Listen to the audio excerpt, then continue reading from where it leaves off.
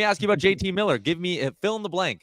There is a blank % chance that this is the last time we see JT Miller in a Canucks versus Oilers game. Oh, like 80? Canucks versus Oilers? Yeah, like 80, 90. I don't know how you can go so far down the road of trading him where all these reports come out. Like, he is told that, hey, you're not going to play that game on Saturday night, and then they say, no, actually you are. Like, I'm sorry, you can't go that far down the road and then just keep a guy all season long and into the playoffs. And they might. I disagree with it. But here's the other thing, guys, is the thing we've been saying all season about any troubles that there's been with Pettersson, Miller, all this drama or whatever. The number one thing everyone says is, okay, well, as soon as you win, it all goes away.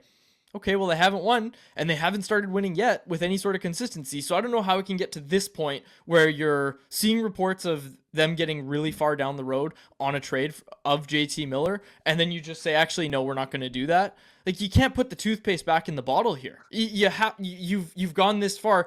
You have to follow through now. And there's been a lot of reporting out there right now. I do think it's going to be the Rangers. I think Patrick Johnson put something out today saying that the Hurricanes' interest, although they do have permission to talk to Miller, who of course has a full no movement clause, their interest is minimal. And I really do think it's going to be the Rangers that ultimately go out and get him back.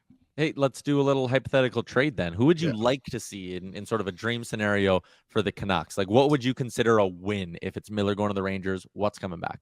Yeah, so that's the interesting thing. To win a JT Miller trade, you need three things to happen. You need the players that you get back to turn out, or the assets that you get back to be flipped. Again, let's not forget they made the Horvat trade and then flipped that asset to go get Filip Hronek. So you need that. That's only one part of it, though, right? Like, I know traditionally when we look at trades, you're looking at that part.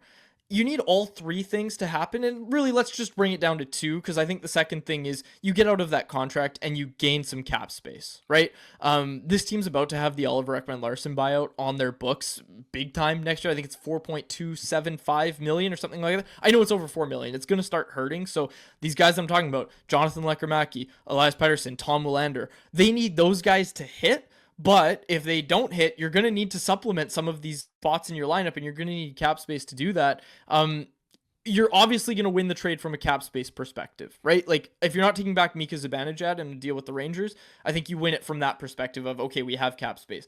But that doesn't make the trade a win. You need those other things to happen as well. So I think there's multiple parts of it when you look at a JT Miller trade. But ultimately, if you want me to make a package, like I like the Hedl, the first, and I know Ryan Lindgren was there, but that was more, I think, to make the money work. And maybe the Canucks like Ryan Lindgren, but I don't think they're looking at it saying, we're going to extend Ryan Lindgren. Maybe they are. I don't know. But I know they really like Braden Schneider. If it's a win for Vancouver from a assets perspective, it's a first, Hedl, and Braden Schneider, I think, in their minds at least. But I don't even know if that's enough, because what is Braden Schneider really? Like, I know the Canucks really like him, but to me, kind of another 4-5, which they've got a lot of. I know he's young, but Frank thinks Braden Schneider might be one of the untouchables in New York. Interesting. And I mean, that would absolutely track with everything we've heard. The Canucks have been trying for Braden Schneider for years.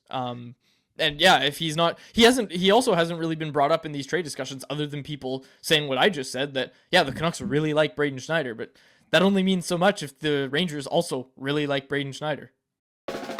What's up, Nation citizens? If you like that video, then you need to be subscribed to the Oilers Nation YouTube. Podcasts, live shows, exclusive interviews, and analysis. Everything you need from your favorite voices at Oilers Nation. And you don't want to miss any of it, so hammer that subscribe button.